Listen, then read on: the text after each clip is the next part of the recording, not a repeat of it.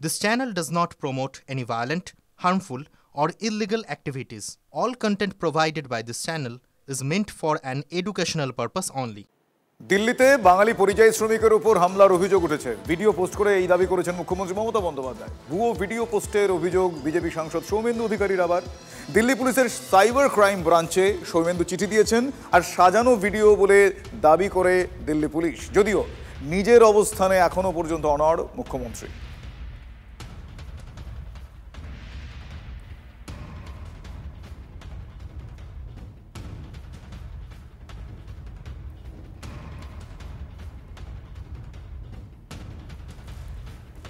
পাশাপাশি আরও একটা বিষয় আপনাদের জানিয়ে রাখি, এই খবরে আমরা আসবো। মুখ্যমন্ত্রী মমতা বন্দ্যোপাধ্যায় গতকাল বিএলও প্রসঙ্গে কি বলেছিলেন সেটা একবার আপনাদের শোনাব।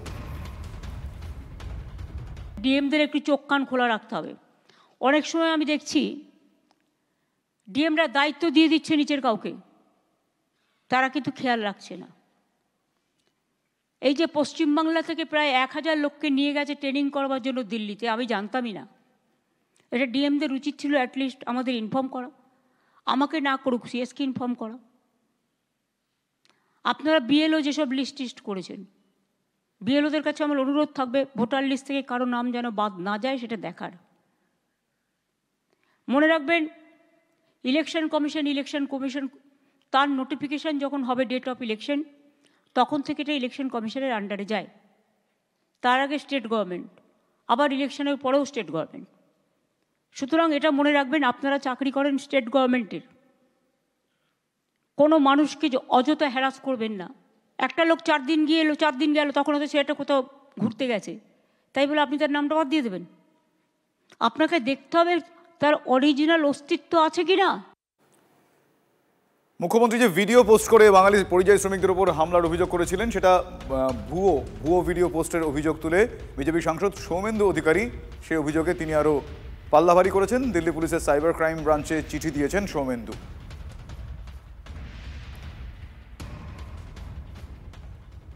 গুজব এবং মিথ্যা রটানোর ক্ষেত্রেও আন্তর্জাতিক মানের যদি কোনো পুরস্কার থাকে, সেটা পাওয়ার যোগ্যতা একমাত্র মমতা ব্যানার্জি রাখেন।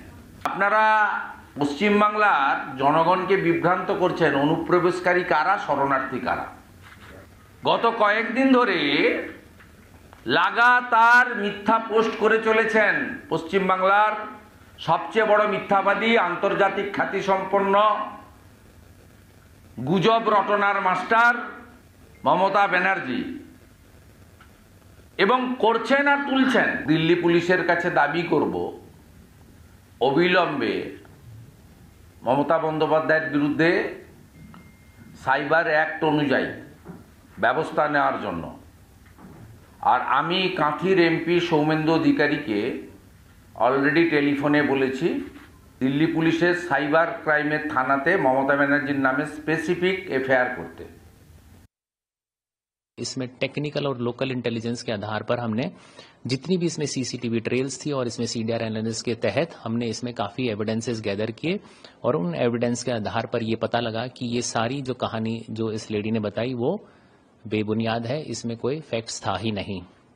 इस लेडी और इसके हस्बैंड को जब हमने इन फैक्ट्स के साथ कन्फ्रंट कराया तो इन्होंने ब्रोक डाउन। में जब इनसे पूछताछ करी और सस्टेन इंटेरोगेशन करी तो इन्होंने बताया कि इनके कोई रिलेटिव हैं जो मालदा डिस्ट्रिक्ट वेस्ट बंगाल में रहते हैं और एक पॉलिटिकल वर्कर है। उनके कहने पे इन्होंने एक ये बेबुनियाद और बेसलेस वीडियो बनाया। इस वीडियो बना के ये जो वीडियो है ये उन्होंने अपने अंकल को वहां पर भेज दिया, और वहां पर इन्होंने लोकल मीडिया में इसको सर्कुलेट करके इसको वायरल कर दिया कि ये जो पूरा वीडियो है ये बेसलेस है, फैब्रिकेटेड है, इसमें कोई भी सच्चाई नहीं है। ভিডিও বিতর্কে নিজের অবস্থানে মুখ্যমন্ত্রী মমতা বন্দ্যোপাধ্যায় অনড়। যাদের উপর অত্যাচার করা হয়েছে তাদের হেনস্থা করা হয়েছে, থানায় ডেকে থ্রেট করা হচ্ছে, এই অভিযোগ করেছেন মুখ্যমন্ত্রী।